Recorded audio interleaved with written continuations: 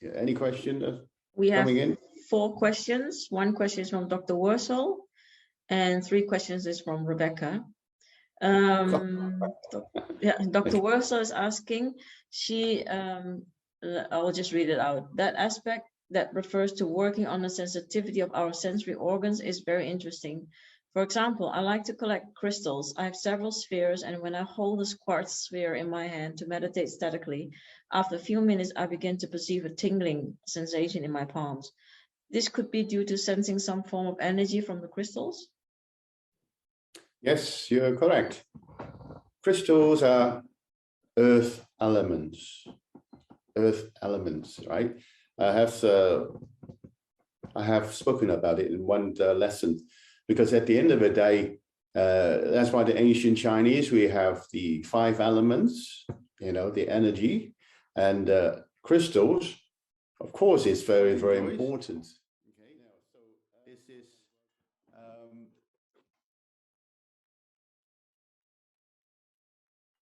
you can hear it? No. Yeah? It's when metallic. You tick with your finger, tap is more, you can hear better. Finger, that's not very good, but with the with that metal against metal is better. Okay, now this is actually a meteor, right? A rock with a meteor, right? And I collected in one of a particular, what do you call it, a village in China. I went there with my colleague, one of my other colleagues, Professor Yi. Okay, yeah, and loads of these meteor rocks around, big and small, big and small. Now, so why is it, answer your question, why is this so important? Now, this little thing here, right, obviously come from out there where the macrocosm is. We don't know where it came from. We don't know how long it's been drifting around. And we all know that there's loads of cosmic energy out there. There's so many different types of cosmic energy, and we don't hardly even know. So I don't know how these little things travel, a lot, how far and how many years travel. So we absorb all out there, okay, yeah, or the energy, like frequency or particle or chi, if you want to call it, okay. So when it comes to the Earth, when you enter the Earth atmosphere, right, obviously the fire. So the fire will cook this thing. The fire will cook these things, okay, yeah. And this fire, when it cook a thing, it even add more energy with it, and then it come down onto the Earth, right? And obviously been hitting down there and bury all the Earth energy around. And there's also cooked down there because it's lava, ground heat, gravity, and then some of the farmer dig it out, obviously. Now, it's radiating with energy. I don't know how many billions, trillions of years, whatever, right? Okay. I think we've got obviously billions, the whole universe. We don't know how long it is, but still arguing about it. But obviously, yes, you're correct. So it is earth element. It is earth element. So all your crystal, they're earth element, and they're radiating because, you know, you absorb all the energy on the ground, you know, underneath, and absorb all the lava heat and all kind of things, and it comes out. Of course, yeah, it's very important. Yes, we do train.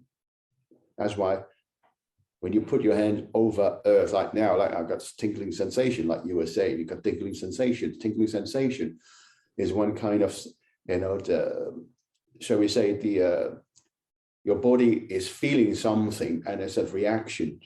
So that means is interaction between cosmic and human energy. So if this is outside my body, the energy, and then now what I feel is of interaction between the macrocosmic energy and myself, the microcosmic energy. So yes, crystal is very important. Okay, I usually take the Hong Kong. When I was teaching in the Hong Kong University group, we usually go out there twice a month. There's a huge a place, collections, a huge garden out there. They got some really powerful, it's the size of, you know, a whole car, and we then there for cleansing, and I use it a lot for cleansing. Yeah, okay. So, but of course, it's really depending on your own levels of receptance, how sensitive you are to receive the signal. So creating a reaction. Okay, yeah, good. Right. Yeah, thank you, Professor. Anytime. I'll put it on the floor, it's heavy. Okay, right. Any more? Yes, there's a question from Rebecca. Will an experienced practitioner be able to begin assessing a patient by observing their natural standing posture? Yes, you can. Observing is very important, not just observing a standing posture, right? It's also, observing the complexity of your skin. Okay, we watch out the skin. And because also observing sometimes, there's a lump and this and that. So this is part of the Chinese, the CTM. You smell things, you smell the skin, you smell the breath of the mouth, and then you're taking the pulse. And of course, you ask your patients, try to determine a little bit more. And that's how we make diagnosis. And when you're looking at the people, of course, you can very obviously seeing the structure of it. Yes, it's very important. And you have to train, obviously, and to study it very well. Yes, is it part of making diagnosis? Go on. You have a patient who comes to you, and you, as yourself, for example, as a fully advanced and experienced teacher and practitioner, and will they just benefit if you teach them about standing posture as something they can take away? If they don't want to have the go into the full training program for their self-healing, is standing posture, I think that will bring them a lot of benefits just to learn that one thing. A patient, for example. Well, Rebecca, you just answer your questions. Okay, yeah, because at the end of the day, standing posture is a very, very basic, but very important methodology. Because out of the standing posture, if you learn how to technically wise open up yourself, right? Then you'll go to another level, which obviously will kick you into spontaneous. Now, you'll frighten the life out of yourself if you don't know anything, just like Savasa. Okay, now he's on a higher level now. So through all this training, he's gone into even standing by the tree. It kicked him into it. So if the people don't even know what's coming after the standing posture, the most basic fundamental knowledge, and it got himself into spontaneous, it frightened the daylight out of it, isn't it? Turning into the animal. So that is why the whole thing got to be a curriculum. It's a medical study. How can you do a medical study and just study a little bit, and then people call themselves, oh, I'm a healer now. That's the problem we have to face, isn't it? True? Yeah, that's very true. Yeah, thank you for clarifying that for me. Okay, don't worry. Yeah. And Next there's one. one last question from Rebecca as well. Is the tree also wood energy, as in from 5 elements wood? Yes, I've just answered already. The wood is not only just wood energy. Actually, the wood itself, okay, have all the 5 elements in it, right? And don't forget, the wood goes straight up, a few hundred feet up, and collect all the moisture and everything in the heaven, really tall heaven, right? And the roots go all the way down. The tree go up, and all the wood goes all the down, deep inside, into the earth, and collect earth energy. Okay, yeah. So therefore, there's quite a few elements absorbed by the woods, and like I said, that's why some people call it the tree as the tree of life. And from the Chinese, ancient Chinese side, is the heaven and earth and human energy. So it's that is a pillar on itself. So we collect all the heaven and then collect all the earth.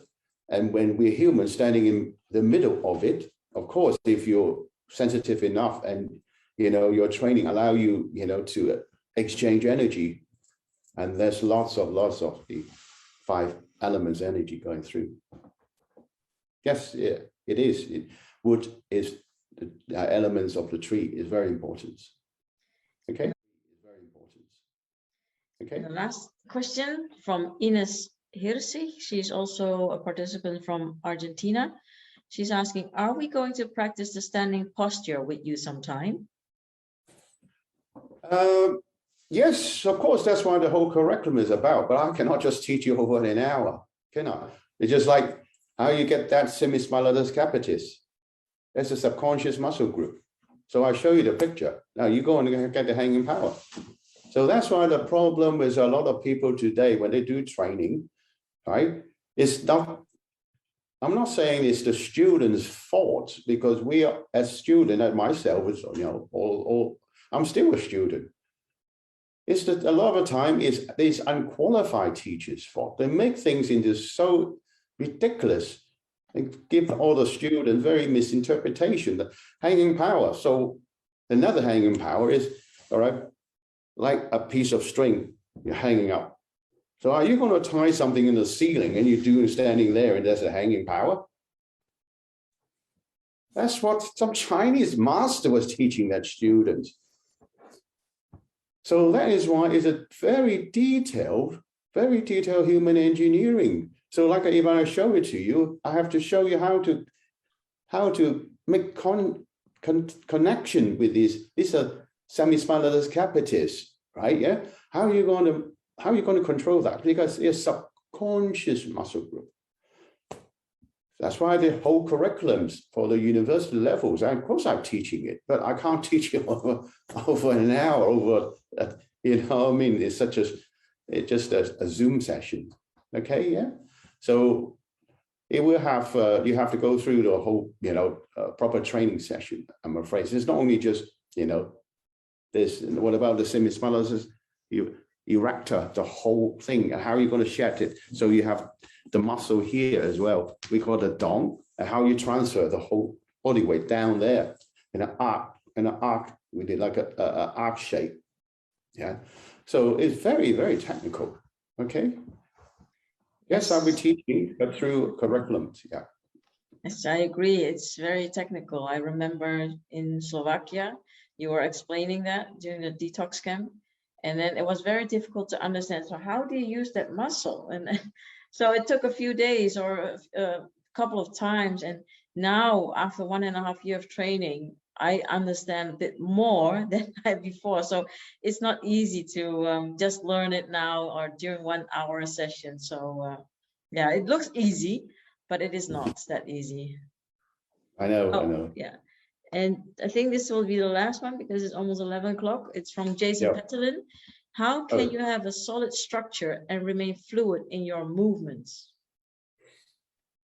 Okay, now, a good question. For example, now, when we were doing the static, shall we say this, the static training, right? Which, for example, now I'll use this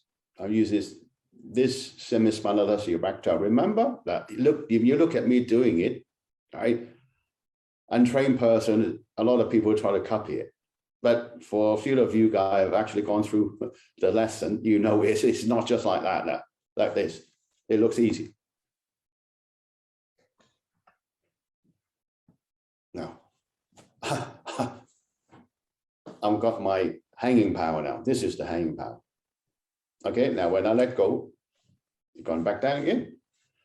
So why we have to keep doing that is because the weight of our skull keep coming down. Now we keep on doing all this computer thing. That's why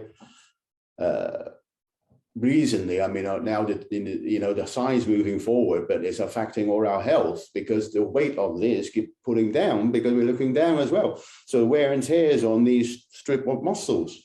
So that's why we train and allow that to get stronger again, get stronger and thicker, because, you know, it's wear and tears. We have to revitalize the cell. So the cell make it strong, right? So in a way that, okay, yeah, it go anti-gravity.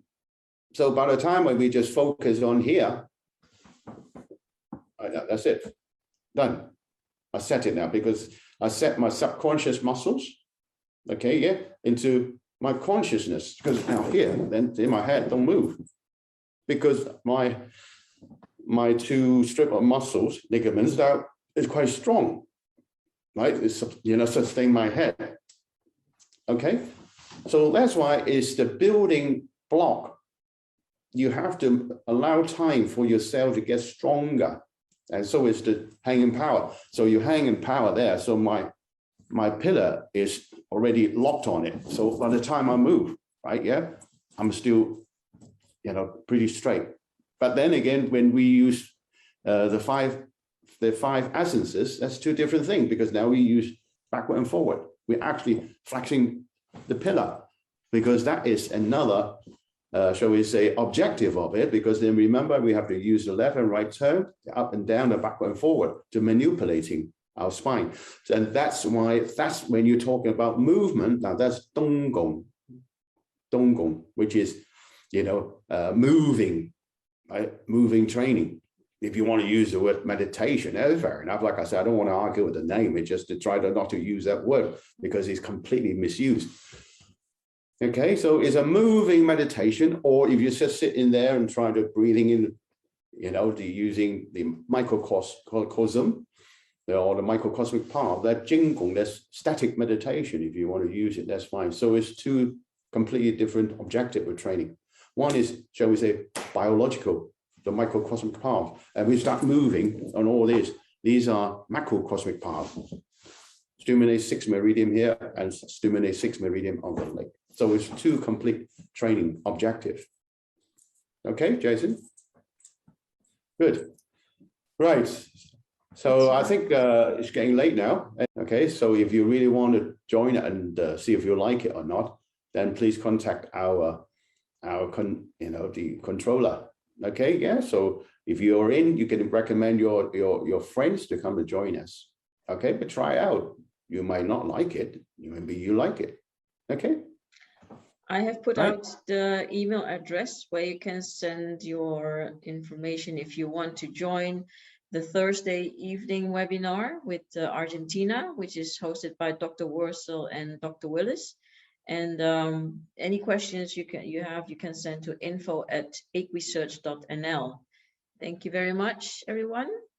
And okay, I say good night now. Thank you. I'm Dr. Waikilo. Thank you very much. Thank you. Bye. Thank you. Thank you very much. Good night, Professor. Bye. Thank you, Professor. Okay. Bye-bye. Bye-bye. Bye.